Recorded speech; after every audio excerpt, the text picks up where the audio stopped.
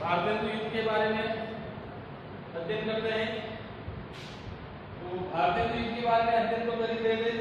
भारतेंदु युग में भी अब भारतेंदु युग के प्रमुख कवि, उनकी रचनाओं के बारे में अध्ययन करेंगे।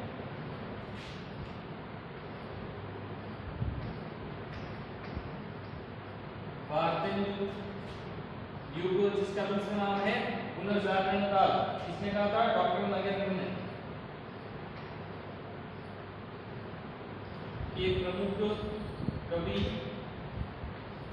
एवं उनकी रचनाएं या काव्य कृतियां। भारतेंदु युग कह दो, भारतेंदु मंडल कह दो, तो नाम से स्पष्ट है भारतेंदु युग की बात कर रहे हैं। तो सबसे पहला जो नाम आएगा वो किसका आएगा? भारतेंदु। उनका पूरा नाम है भारतेंदु हरिश्चंद्र।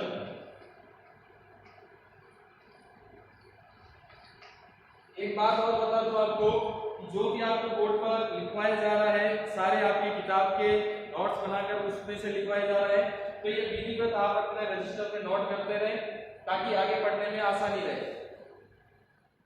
भारतेंदु हरिश्चंद्र का जो जीवन काल, जन्म, इनका जन्म हुआ था 1850 ईस्वी और मृत्यु जो हुई थी 1885 ईस्वी।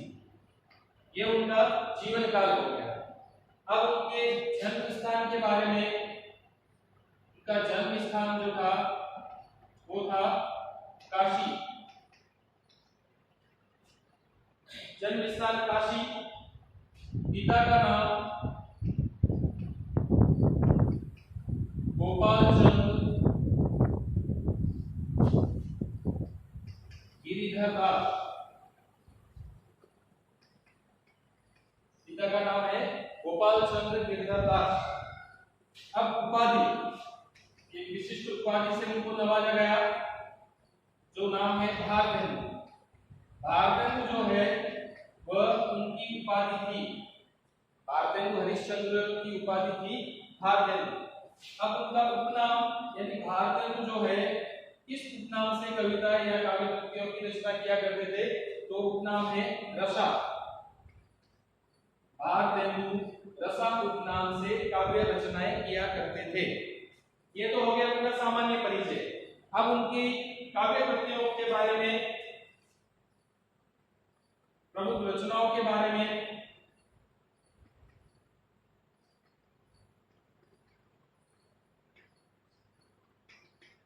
यहाँ पर हम अभी जैसे भारतेंदु के बारे में अध्ययन कर रहे हैं, तो भारतेंदु की प्रमुख काव्य कृतियों का संक्षिप्त अध्ययन करेंगे। इसके बाद जैसे जैसे आगे बढ़ेंगे तो भारतेंदु युग के नाटक, भारतेंदु युग के उपन्यास, भारतेंदु युग के संस्मरण, भारतेंदु युग की कहानियां, इस प्रकार करते करते वो अलग चैप्टर रहेगा। लेकिन एक बार हम संक्षिप्त अध्ययन। अब भारतेंदु की जो प्रमुख काव्य कृतियां हैं, प्रेम मालिका। प्रेम मालिका के बाद प्रेम सरोवर। प्रेम मालिका, प्रेम सरोवर की गोविंदानंद।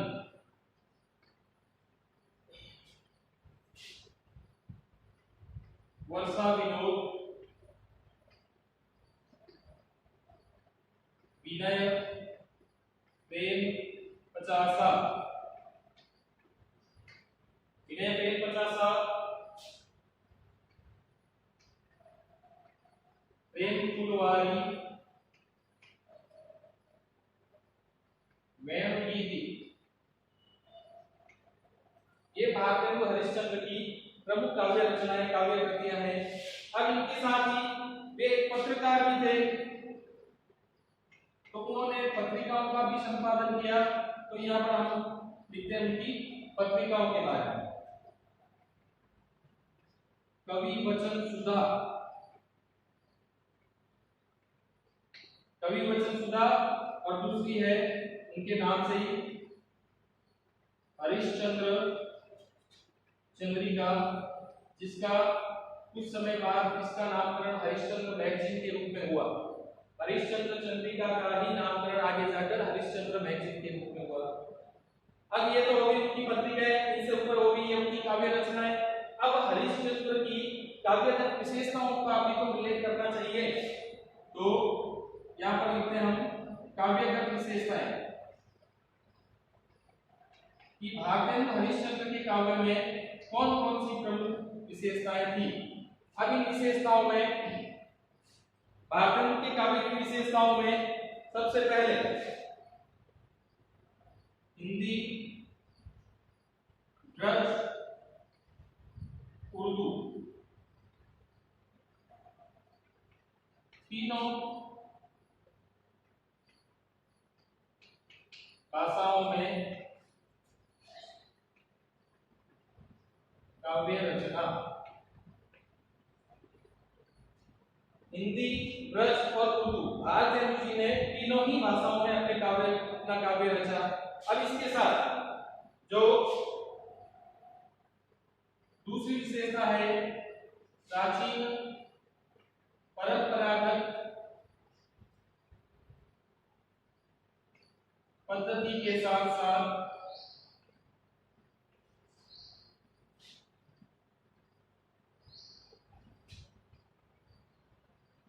नवीन काव्य धारा का प्रवर्तन। प्राचीन परंपरागत पद्धति के साथ साथ उन्होंने नवीन काव्य धारा का प्रवर्तन भी किया। ये दो है जो भारतेंद्र की काव्यगत प्रमुख विशेषताएं हैं।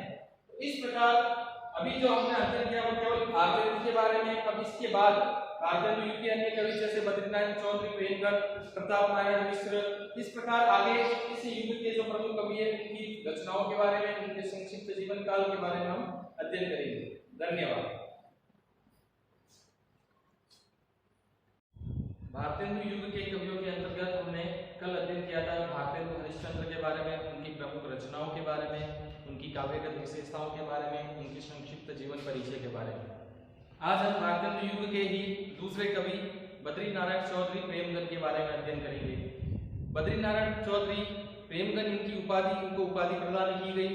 इनके जीवन काल के बारे में सन 1855 में इनका जन्म हुआ था और 1923 ईस्वी में इनकी मृत्यु, यानी इनका जीवन काल हो गया 1855 से लेकर 1923 तक। फिर जन्म का हुआ उत्तर प्रदेश के मिर्जापुर जिले में। उत्तर प्रदेश के मिर्जापुर जिले में एक ब्राह्मण परिवार में इनका जन्म हुआ। उसके बाद इनकी प्रमुख रचनाएं जीर्ण जनपद, आनंद अरुणोदय, हार्दिक हर्ष आदर्श, मयंक महिमा, अलौकिक लीला, वर्षा बिंदु, ये इनकी प्रमुख रचनाएं हैं, काव्य कृतियां हैं। इसके बाद इन्होंने कुछ पत्रिकाओं का भी संपादन किया था और जो ये काव्य रचनाएं हैं ये सभी रचनाएं प्रेमगन सर्वस्व नामक काव्य में संकलित है। उसके प्रथम भाग में संकलित है। प्रेमगन सर्वस्व के प्रथम भाग में संकलित है। पत्रिकाओं की अगर बात करें हम तो एक तो है नागरी निरल जो कि एक साप्ताहिक पत्रिका थी, इसका संपादन किया था, और दूसरी है आनंद कादंबरी जो एक मासिक पत्रिका है, इसका संपादन भी बद्रीनारायण चौधरी जी ने किया था। अब आगे इनकी काव्यगत विशेषताओं के बारे में अध्ययन करते हैं।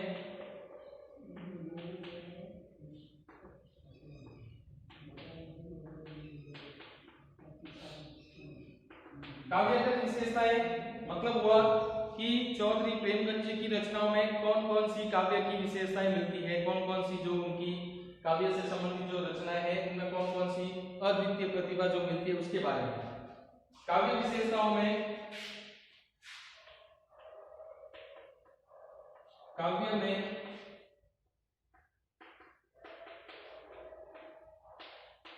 श्रृंगारिकता के साथ साथ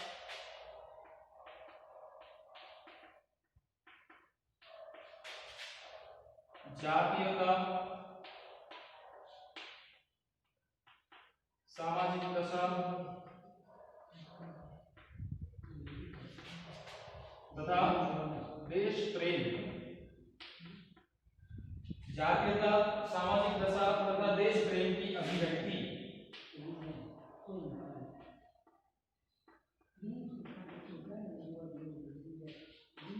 तात्पर्य यह हुआ कि चौधरी प्रेमगन जी के काव्य में श्रृंगारिकता तो मिलती है, विभिन्न प्रकार के छंद, लक्षण, अलंकार आदि छंद आदि का प्रयोग, उसके साथ साथ जातीयता यानी जाति विशेष से संबंधित विभिन्न सामाजिक दशा, तत्कालीन सामाजिक दशा के बारे में, देश प्रेम और देशभक्ति की भावना के बारे में भी अभिव्यक्ति मिलती है।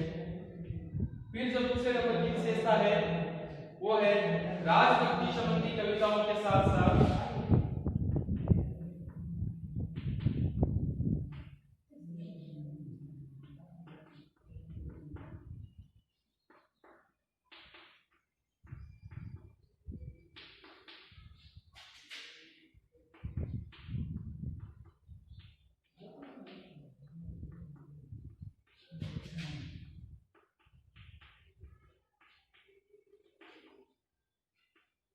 राष्ट्रभक्ति संबंधी कविताओं की रचना।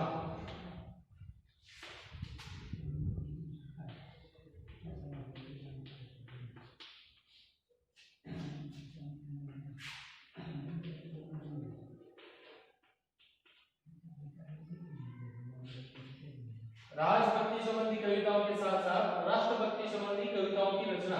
अब राजभक्ति और राष्ट्रभक्ति, जैसा कि जीवन काल में हमने पढ़ा है कि 1855 से 1923 जो इनका जीवन काल था, तो तत्कालीन समय में ब्रिटिश शासन जो भारत पर था, तो उस तत्कालीन शासन में ब्रिटिश संबंधी जो कविताएं भी इन्होंने, ब्रिटिश राज संबंधी कविताओं का भी उन्होंने अपने साहित्य में आकलन किया था, और उसके साथ साथ राष्ट्रभक्ति संबंधी कविताएं भी इन्होंने रची। अब जो सबसे महत्वपूर्ण एक विशेष इसमें कि जो प्रेमचंद जी उर्दू में अब्र उपनाम से रचनाएं करते थे।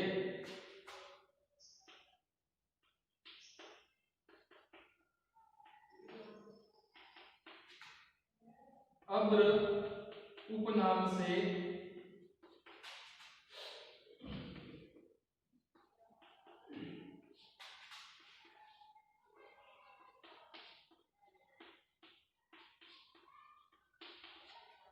तो उनका उपनाम हो गया अब्र।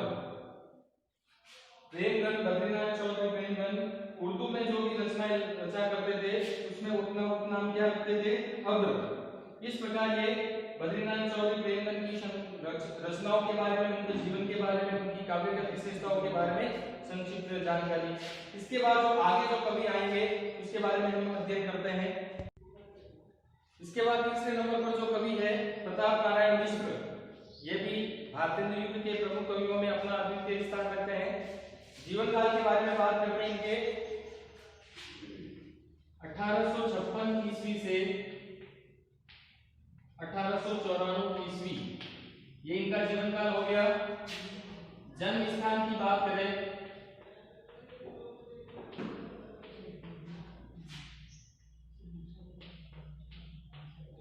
बेजे गांव, जो उन्नाव जिले में पड़ता है, और उन्नाव जो है वो उत्तर प्रदेश का एक जिला है। तो जन्म स्थान के बारे में क्लियर हो गया।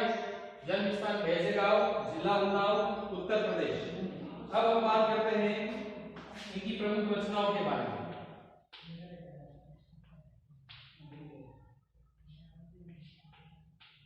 वैसे तो बहुत सारी काव्य कृतियां इनके द्वारा रची गई, लेकिन हम प्रमुख रचनाओं के बारे में ही अध्ययन करते हैं।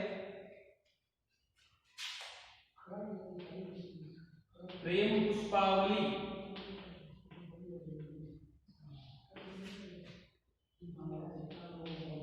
मन की लहर, प्रेम पुष्पावली, मन की लहर,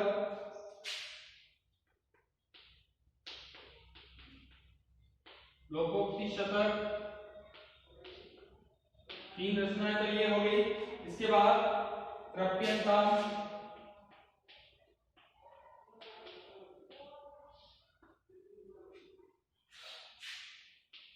श्रृंगार विलास,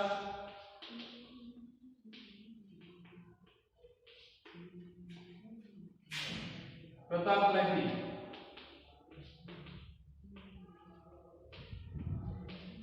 वापस रिपीट करते हैं। प्रेम पुष्पावली, मन की लहर, लोकोक्ति शतक, तृप्यंतम, श्रृंगार विलास, प्रताप लहरी, ये इनकी प्रमुख रचनाएं हैं। और ये इनकी जो सभी रचनाएं हैं वो इसमें संकलित है। तो हम लिख सकते हैं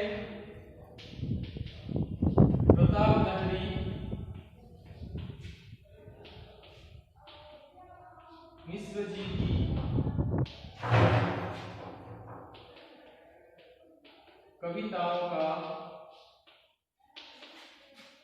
एक संकलन है। प्रताप नारायण मिश्र को एक और उपमा दी गई थी, हिंदी का एडिशन।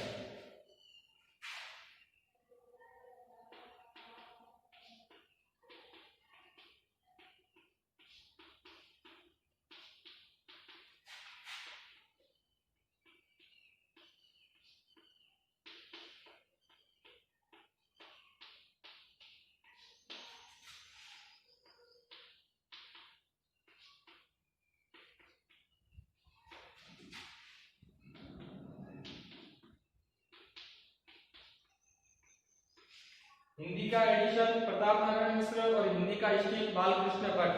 तो इन बातों का ध्यान रखें आप। अब बात करते हैं हम इनकी काव्यगत विशेषताओं के बारे में।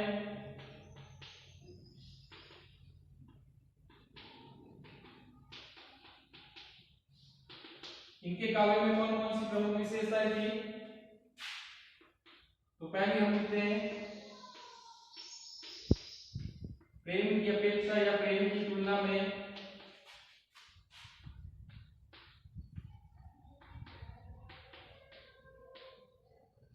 समसामयिक देश दशा, यानी तत्कालीन समय में देश की स्थिति किस प्रकार की थी, तो उसे कहेंगे समसामयिक देश दशा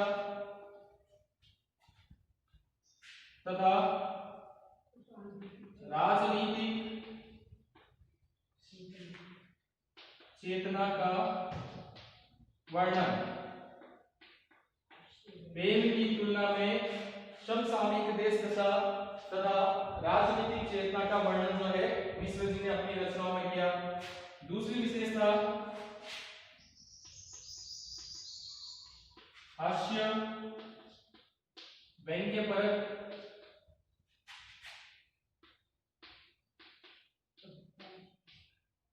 रचनाएं या कविताओं की रचना।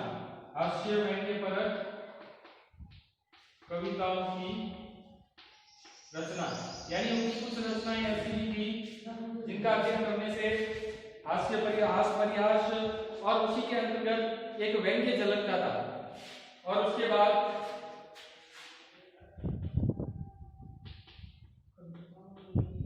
कविताओं में लावणी शैली, एक विशिष्ट पद शैली है, लावणी शैली का प्रयोग। लावणी शैली महाराष्ट्र अंचल विशेष से संबंधित है। अभी शैली के बारे में क्या, लावणी शैली किसे कहेंगे, तो लिख सकते हैं अपन कि एक महाराष्ट्र विशेष, महाराष्ट्र क्षेत्र की वह रचना शैली, वह पद शैली जिसके अंतर्गत संगीत, नाटक, नृत्य आदि सभी का समावेश होता है।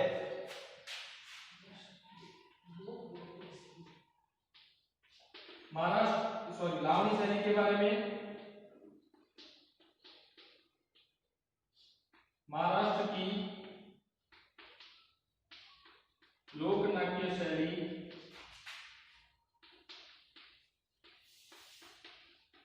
जिसमें संगीत,